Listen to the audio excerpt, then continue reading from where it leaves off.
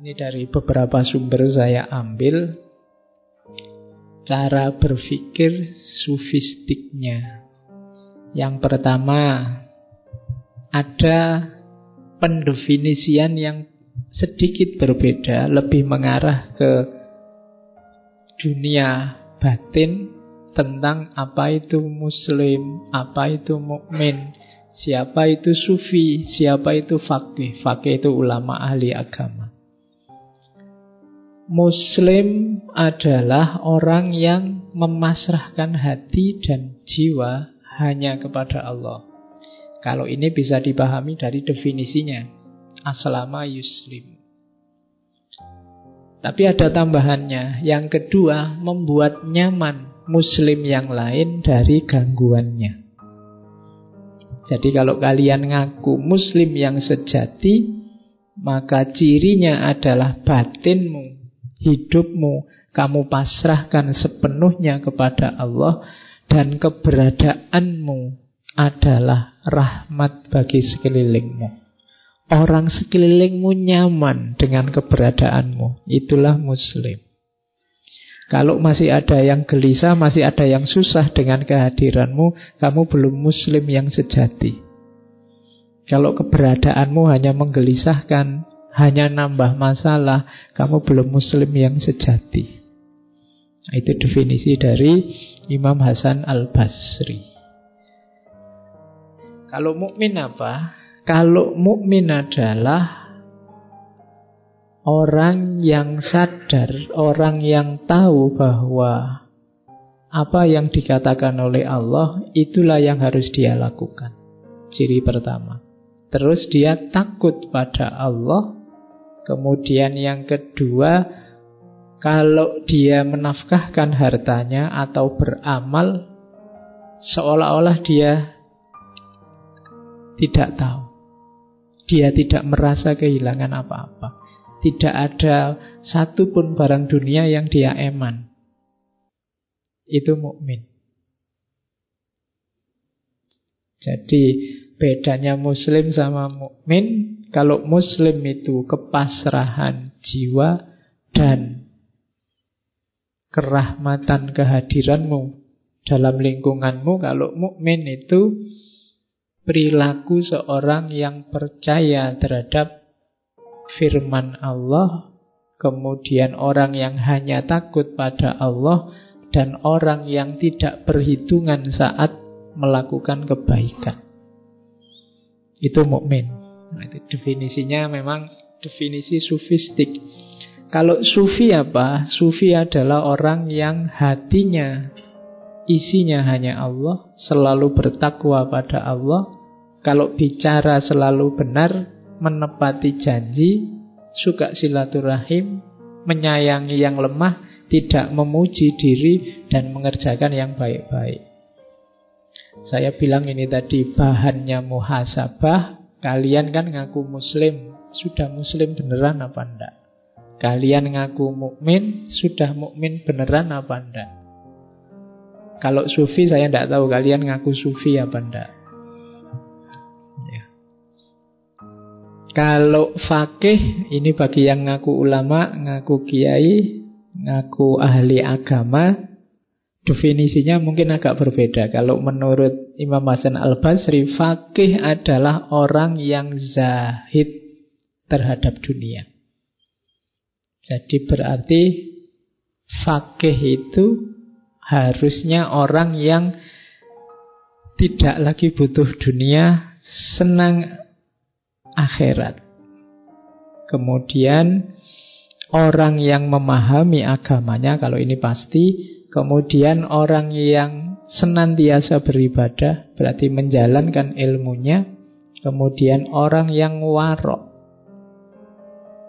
Warok itu orang yang mampu mengendalikan diri untuk tidak melakukan hal-hal yang tercela. Kemudian orang yang menjaga kehormatan kaum muslimin dan harta mereka, tidak saling menjatuhkan. Jadi di antara cirinya ahli agama, fakih itu menjaga kehormatannya siapapun. berarti tidak posting apapun yang jelek-jelek tentang muslim yang lain. Kalau masih ada indikasi itu berarti belum faqih. Dan yang terakhir menjadi penasehat dan pembimbing bagi masyarakatnya. Nah, ini untuk kalian yang mungkin makomnya sudah faqih, ayo dicek sudah punya karakter ini apa belum. Kalau belum ya belajar. Oke ya, jadi bahan pertama untuk muhasabah ini. Nanti silahkan di rumah dicek kita sudah muslim mukmin yang benar, sufi yang benar, atau faqih yang benar, atau belum. Kalau belum ya tahun depan diperbaiki.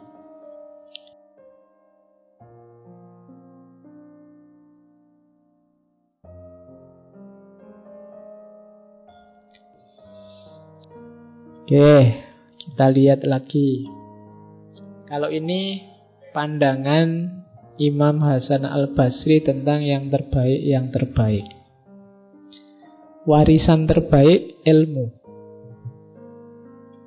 Kalau kalian ini meninggalkan apapun, peninggalan apapun, entah pada anak turunmu, anak cucumu, anak muridmu, atau temanmu, kasih ilmu. Teman terbaik akhlak. Bekal terbaik takwa. Duta terbaik akal. Duta itu berarti utusan yang mewakilimu untuk mengelola kehidupanmu. Pasrahkan pada akal. Dia pinter untuk menghadapi dunia. Dia yang bisa ngerti rumusan-rumusan hidup di dunia. Menteri terbaik, menteri ini kan pembantu. Pendukung hidupmu yang terbaik apa? Kebijaksanaan dan kelapangan dada. Kekayaan terbaik qanaah. Qanaah itu merasa cukup. Jadi bukan kuantitasnya. Jadi kekayaan itu akan baik untuk hidupmu bukan karena jumlahnya, tapi karena sikap mentalmu. Kalau sikap mentalmu qanaah, berapapun jumlah hartamu, engkau orang kaya. Qanaah itu rasa cukup dalam kepemilikan. Penolong terbaik taufik. Taufik bukan nama orang ya. Anugerah dari Allah. Pemberian Allah itu taufik. Bantuan dari Allah itu taufik. Dan penasehat terbaik kematian. Kalau ini tidak perlu saya jelaskan. Kalian sudah ngerti. Kalau ingat mati hatimu tidak tergetar, berlatihlah lagi untuk melembutkan hatimu. Berarti ada tanda-tanda hatimu sedang keras. Karena harusnya logikanya orang itu ingat mati terus tergetar. Merasa bahwa hidup ini fana. Merasa bahwa hidup ini sementara. Merasa bahwa pada saatnya kematian itu akan kita alami. Bahkan bisa jadi sebentar lagi. Nah itu namanya penasehat terbaik. Jadi tidak usah susah-susah. Ingatkan saja terhadap kematian. Kalau ada masalah besar, ada problem besar, orang galau, orang sumpek, orang stres, bilang saja, kita ini hidup berapa lama sih? Pada akhirnya juga mati. Dunia jangan terlalu diberatilah. Nah itu kan maunya begitu Imam Hasan Al-Basri. Jadi kuncinya di kematian.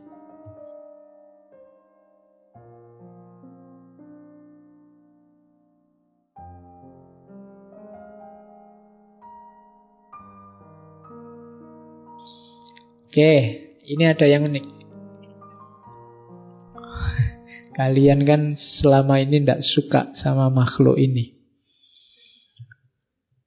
Imam Hasan Al-Basri belajar dari sifatnya anjing yang positif.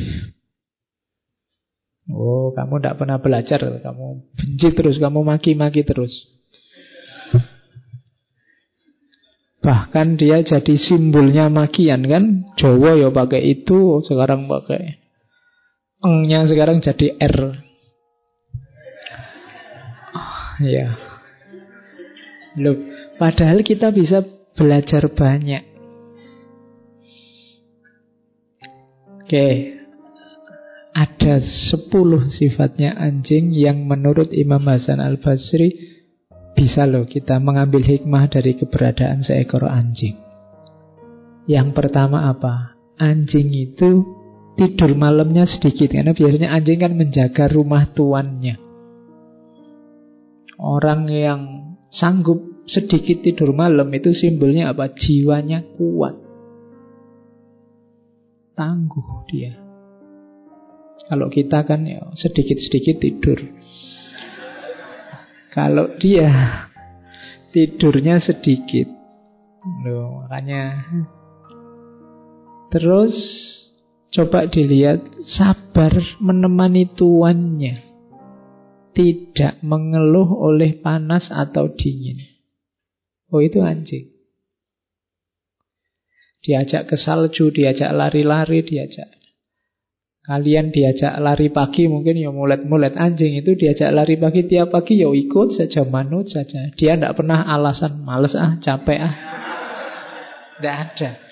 Yes, manut saja. Oh, itu menunjukkan kesabaran. Disuruh apa saja mau kadang-kadang. Terus tidak mengkhianati amanah. Dia setia dengan tugasnya. Makanya sampai para polisi kan memperkerjakan anjing. Saya tidak tahu gajinya berapa 1 bulan untuk melacak jejak. Kan dia tidak pernah bohong, tidak pernah berkhianat. Amanahnya, tugasnya itu yaitu yang dijalankan. Dan setia. Jadi itu pelajaran yang ketiga dari seekor anjing. Jadi pengabdian sejati. Tidak marah, tidak iri hati. Sifat seorang mukmin.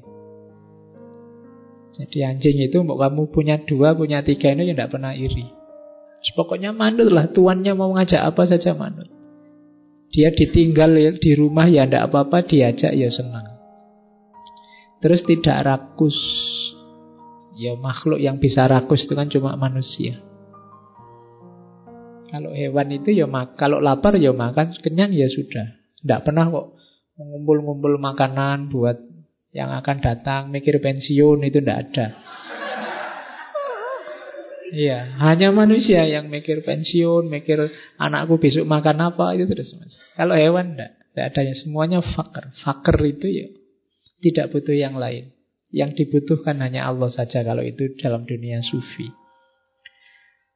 Terus di antara cirinya anjing, kalau ini anjing liar, pengembara. Kayak para sufi kan juga pengembara. Terus ridho, puas dengan apapun yang dimiliki. Terus mudah tidur. Ini beda dengan yang atas tadi ya. Bedanya mudah tidur maksudnya ya tidurnya tidak lama, tapi dia mudah tidur. Kalau kalian kan tidurnya susah, akhirnya apa? Sedikit-sedikit tidur tadi. Nanti habis ngaji gini tidak bisa tidur sampai jam 12, jam 1 kan gitu. Akhirnya tidurmu subuhnya kesiangan. Nanti di kantor, di kampus ya ngantuk lagi. Alasannya tadi malam ngaji pak. Terus nanti jam ya. Kamu kan gitu. Manajemen waktunya tidak bagus. Justru mudah tidur itu bagus. Asal tidak sedikit-sedikit tidur. Nah, mudah tidur dan tidur sang sedikit itu 2 hal yang berbeda. Oke. Terus fokus pada majikannya. Terus yang terakhir katanya Imam Hasan Al-Basri, mencari terang. Kalau dalam gelap ini mungkin perlu dicek. Saya tidak punya anjing jadi tidak bisa meneliti. Benar nggak dalam kegelapan, dia tidak suka. Lebih suka yang terang. Oh, bayangkan. Dari anjing saja kita bisa belajar banyak. Apalagi dari makhluk-makhluk yang lain yang kita anggap mulia. Oke, ini sengaja saya ambil yang ini ya, biar makhluk ini tidak kasihan tiap hari kamu maki-maki.